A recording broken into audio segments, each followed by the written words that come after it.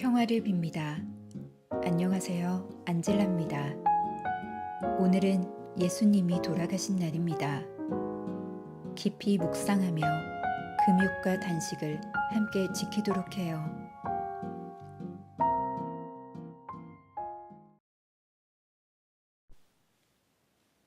(4월 19일) 주님 순환 성 금요일. 오늘의 복음. 우리 주 예수 그리스도의 순환기. 요한이 전한 우리 주 예수 그리스도의 순환기입니다. 18장 1절에서 19절, 42절의 말씀입니다. 그때 예수님께서는 제자들과 함께 키드론 골짜기 건너편으로 가셨다. 거기에 정원이 하나 있었는데 제자들과 함께 그곳에 들어가셨다. 예수님께서 제자들과 함께 여러 번 거기에 모이셨기 때문에 그분을 팔아넘길 유다도 그곳을 알고 있었다. 그래서 유다는 군대와 함께 수석 사제들과 바리사이들이 보낸 성전 경비병들을 데리고 그리로 갔다. 그들은 등불과 횃불과 무기를 들고 있었다. 예수님께서는 당신께 닥쳐오는 모든 일을 아시고 앞으로 나서시며 그들에게 물으셨다. 누구를 찾느냐? 그들이 대답하였다. 나자렛 사람 예수요. 예수님께서 말씀하셨다. 나다. 예수님을 팔아넘길 유다도 그들과 함께 서 있었다. 예수님께서 나다 하실 때 그들은 뒷걸음치다가 땅에 넘어졌다. 예수님께서 다시 물으셨다. 누구를 찾느냐? 그들이 대답하였다. 나자렛 사람 예수요. 예수님께서 말씀하셨다.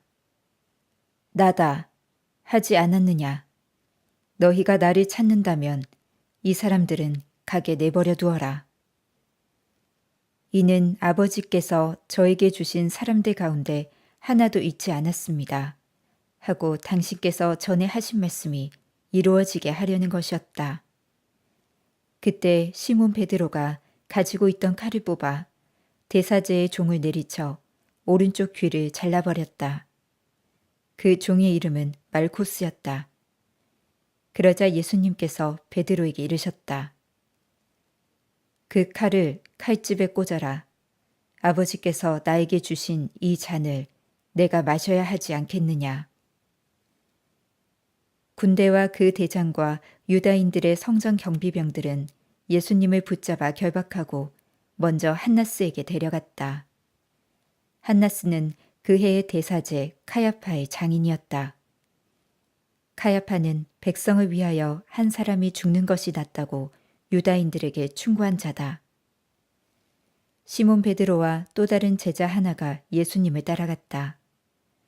그 제자는 대사제와 아는 사이여서 예수님과 함께 대사제의 저택 안뜰에 들어갔다. 베드로는 대문 밖에 서 있었는데 대사제와 아는 사이인 그 다른 제자가 나와서 문지기 하녀에게 말하여 베드로를 데리고 들어갔다. 그때 그 문지기 하녀가 물었다. 당신도 저 사람의 제자 가운데 하나가 아닌가요?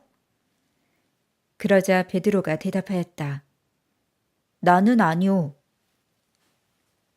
날이 추워 종들과 성전 경비병들이 숯불을 피워놓고 서로 불을 쬐고 있었는데 베드로도 그들과 함께 서서 불을 쬐었다.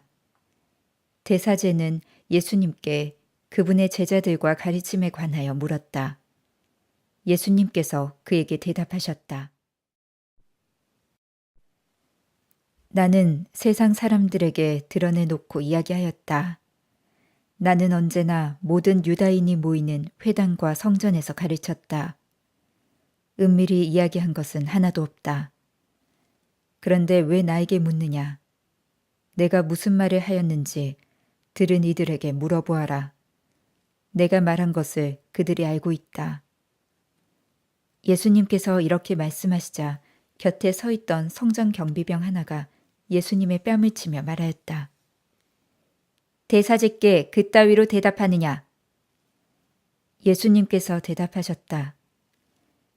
내가 잘못 이야기하였다면 그 잘못의 증거를 대보아라. 그러나 내가 옳게 이야기하였다면 왜 나를 치느냐? 한나스는 예수님을 결박한 채로 카야파 대사제에게 보냈다. 시몬 베드로는 서서 불을 쬐고 있었다.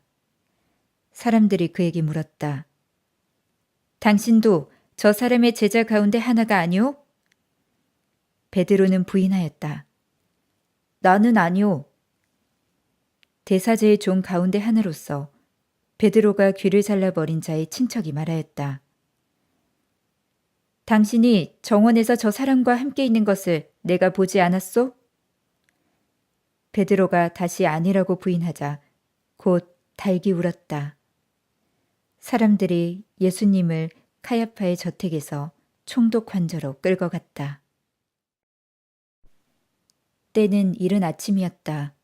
그들은 몸이 더러워져서 파스카 음식을 먹지 못할까 두려워 총독 관저 안으로 들어가지 않았다. 그래서 빌라도가 그들이 있는 곳으로 나와 물었다. 무슨 일로 저 사람을 고소하는 것이오? 그들이 빌라도에게 대답하였다. 저자가 범죄자가 아니라면 우리가 총독께 넘기지 않았을 것이오. 빌라도가 그들에게 말하였다. 여러분이 데리고 가서 여러분의 법대로 재판하시오. 그러자 유다인들이 말하였다. 우리는 누구를 죽일 권한이 없소. 이는 예수님께서 당신이 어떻게 죽임을 당할 것인지 가리키며 하신 말씀이 이루어지려고 그리 된 것이다. 그리하여 빌라도가 다시 총독 관저 안으로 들어가 예수님을 불러 물었다. 당신이 유다인들의 임금이요? 예수님께서 되물으셨다. 그것은 내 생각으로 하는 말이냐? 아니면 다른 사람들이 나에 관하여 너에게 말해준 것이냐? 빌라도가 다시 물었다. 나야 유다인이 아니잖소. 당신의 동족과 수석 사제들이 당신을 나에게 넘긴 것이오. 당신은 무슨 일을 저질렀소? 예수님께서 대답하셨다. 내 나라는 이 세상에 속하지 않는다. 내 나라가 이 세상에 속한다면 내 신하들이 싸워 내가 유다인들에게 넘어가지 않게 하였을 것이다. 그러나 내 나라는 여기에 속하지 않는다. 빌라도가 물었다. 아무튼 당신이 임금이라는 말 아니오? 예수님께서 대답하셨다. 내가 임금이라고 내가 말하고 있다. 나는 진리를 증언하려고 태어났으며 진리를 증언하려고 세상에 왔다. 진리에 속한 사람은 누구나 내 목소리를 듣는다. 빌라도가 예수님께 말하였다. 진리가 무엇이오? 빌라도는 이 말을 하고 다시 유다인들이 있는 곳으로 나가 그들에게 말하였다. 나는 저 사람에게서 아무런 죄목도 찾지 못하겠소. 그런데 여러분에게는 내가 파스카 축제 때 죄수 하나를 풀어주는 관습이 있어. 내가 유다인들의 임금을 풀어주기를 원하오? 그러자 유다인들이 다시 외쳤다. 그 사람이 아니라 바랍바를 풀어주시오. 바랍바는 강도였다. 그리하여 빌라도는 예수님을 데려다가 군사들에게 채찍질을 하게 하였다. 군사들은 또 가시나무로 관을 엮어 예수님 머리에 씌우고 자주색 옷을 입히고 나서 그분께 다가가 이렇게 말하며 그분의 뺨을 쳐댔다. 유다인들의 임금님 만세! 빌라도가 다시 나와 말하였다. 보시오, 내가 저 사람을 여러분 앞으로 데리고 나오겠소. 내가 저 사람에게서 아무런 죄목도 찾지 못하였다는 것을 여러분도 알라는 것이오. 이윽고 예수님께서 가시나무 관을 쓰시고 자주색 옷을 입으신 채 밖으로 나오셨다. 그러자 빌라도가 그들에게 말하였다. 자, 이 사람이오. 그때 수석 사제들과 성전 경비병들은 예수님을 보고 외쳤다. 십자가에 못 박으시오! 십자가에 못 박으시오! 빌라도가 말하였다. 여러분이 데려다가 십자가에 못 박으시오. 나는 이 사람에게서 죄목을 찾지 못하겠소. 그러자 유다인들이 빌라도에게 대답하였다. 우리에게는 율법이 있소. 이 율법을 따르면 그 자는 죽어 마땅하오. 자기가 하느님의 아들이라고 자처하였기 때문이오. 빌라도는 이 말을 듣고 더욱 두려운 생각이 들었다. 그리하여 다시 총독 관저로 들어가 예수님께 물었다. 당신은 어디서 왔소? 예수님께서는 아무 대답도 하지 않으셨다. 그러자 빌라도가 예수님께 말하였다. 나에게 말을 하지 않을 작정이요? 나는 당신을 풀어줄 권한도 있고 당신의 십자가에 못 박을 권한도 있다는 것을 모르시오? 예수님께서 대답하셨다. 내가 위로부터 받지 않았다면 나에 대해 아무런 권한도 없었을 것이다. 그러므로 나를 너에게 넘긴 자의 죄가 더 크다. 그때부터 빌라도는 예수님을 풀어줄 방도를 찾았다. 그러나 유다인들이 외쳤다. 그 사람을 풀어주면 총독께서는 황제의 친구가 아니오. 누구든지 자기가 임금이라고 자처하는 자는 황제에게 대항하는 것이오. 빌라도는 이 말이 듣고 예수님을 밖으로 데리고 나가 리토스 트로토스라고 하는 곳에 있는 재판석에 앉았다.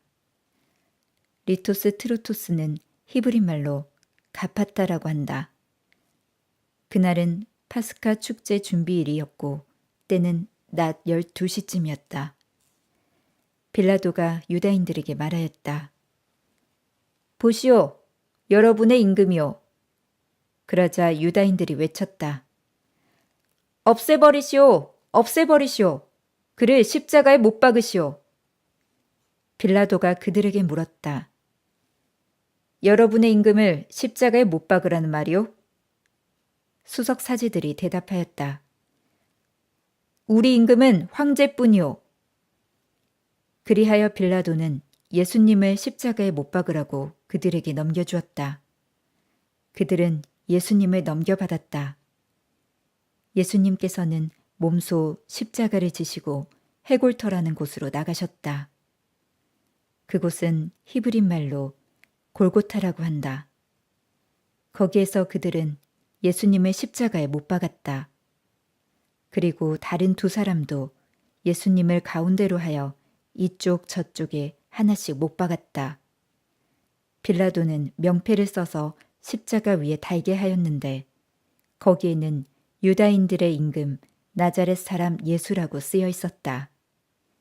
예수님께서 십자가에 못 박히신 곳이 도성에서 가까웠기 때문에 많은 유다인이 그 명패를 읽게 되었다. 그것은 히브리 말, 라틴 말, 그리스 말로 쓰여 있었다. 그래서 유다인들의 수석 사제들이 빌라도에게 말하였다. 유다인들의 임금이라고 쓸 것이 아니라 나는 유다인들의 임금이다. 하고 저자가 말하였다고 쓰시오. 빌라도가 대답하였다. 내가 한 번 썼으면 그만이오. 군사들은 예수님을 십자가에 못 박고 나서 그분의 옷을 가져다가 내 몫으로 나누어 저마다 한 몫씩 차지하였다. 속옷도 가져갔는데 그것은 솔기가 없이 위에서부터 통으로 짠 것이었다. 그래서 그들은 서로 말하였다. 이것은 찢지 말고 누구 차지가 될지 제비를 뽑자. 그들이 제 옷을 저희끼리 나누어 가지고 제 속옷을 놓고서는 제비를 뽑았습니다. 하신 성경 말씀이 이루어지려고 그리 된 것이다. 그래서 군사들이 그렇게 하였다. 예수님의 십자가 곁에는 그분의 어머니와 이모, 클로파스의 아내 마리아와 마리아 막달레나가 서 있었다. 예수님께서는 당신의 어머니와 그 곁에 선 사랑하시는 제자를 보시고 어머니에게 말씀하셨다. 여인이시여, 이 사람이 어머니의 아들입니다. 이어서 그 제자에게 말씀하셨다. 이분이 내 어머니시다. 그때부터 그 제자가 그분을 자기 집에 모셨다. 그 뒤에 이미 모든 일이 다 이루어졌음을 아신 예수님께서는 성경 말씀이 이루어지게 하시려고 말씀하셨다. 목마르다. 거기에는 신 포도주가 가득 담긴 그릇이 놓여 있었다. 그래서 사람들이 신 포도주를 듬뿍 적신 해면을 우슬초 가지에 꽂아 예수님의 입에 갖다 대었다. 예수님께서는 신 포도주를 드신 다음에 말씀하셨다. 다 이루어졌다. 이어서 고개를 숙이시며 숨을 거두셨다.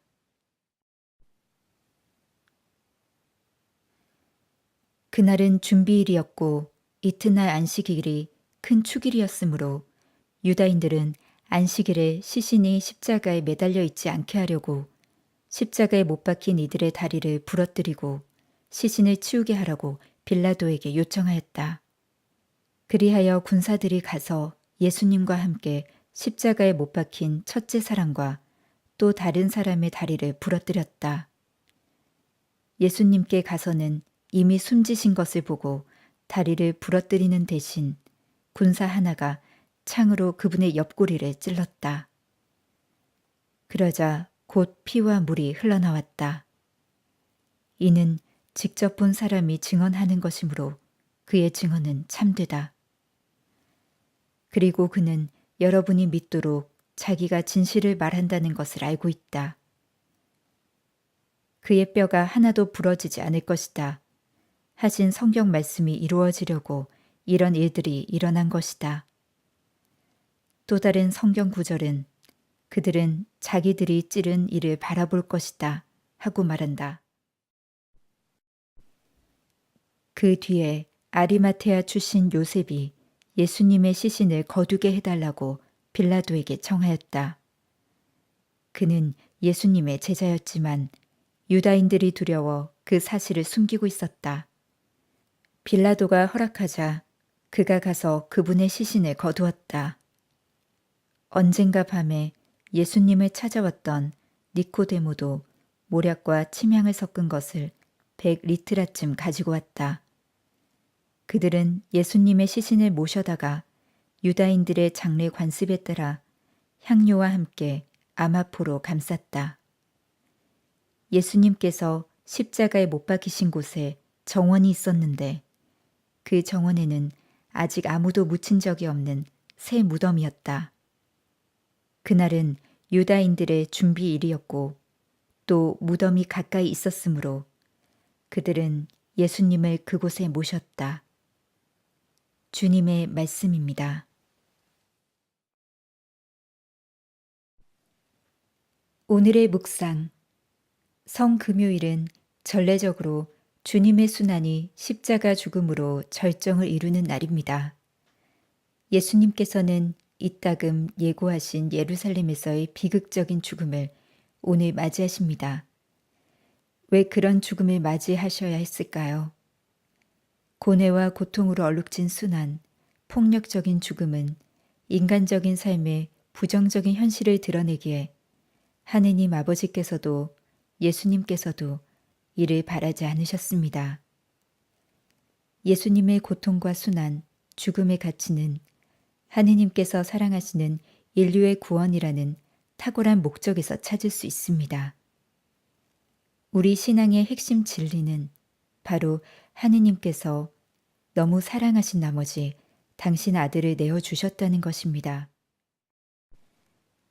예수님께서는 고문과 채찍질을 당하시고 가시나무로 엮은 관을 쓰시며 십자가에 못 박히시는 육체적 순환을 겪으시고 유다의 배신과 종의 몸값으로 팔리심, 베드로의 부인과 제자들의 도망, 군중의 은혜를 저버린 행동과 종교 지도자들의 증오 같은 도덕적 순환도 겪으셨습니다.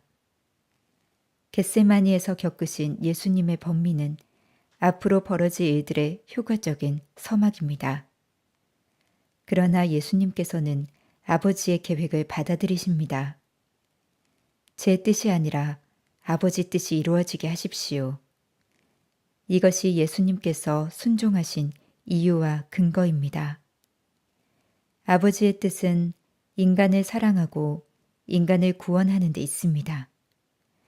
예수님께서는 아버지께 순종하시고 인간을 사랑하시려고 곧 당신 형제들과 연대하시려고 순환의 십자가를 손수 짊어지십니다. 신경에서 고백하듯이 저희 인간을 위하여, 저희 구원을 위하여는 우리 신앙이 강생부터 순환과 죽음과 부활에 이르는 예수님의 온 생애를 설명하고 이해하도록 밝혀주는 신학적 근거입니다. 십자가의 비밀은 사랑에 있습니다. 다 이루어졌다. 다 이루어졌다. 다 이루어졌다. 우리의 고통을 짊어지고 가신 주님, 주님의 죽음과 부활을 통해 제가 다시는 어리석은 짓을 하지 않게 해주세요. 아멘. 평화를 빕니다.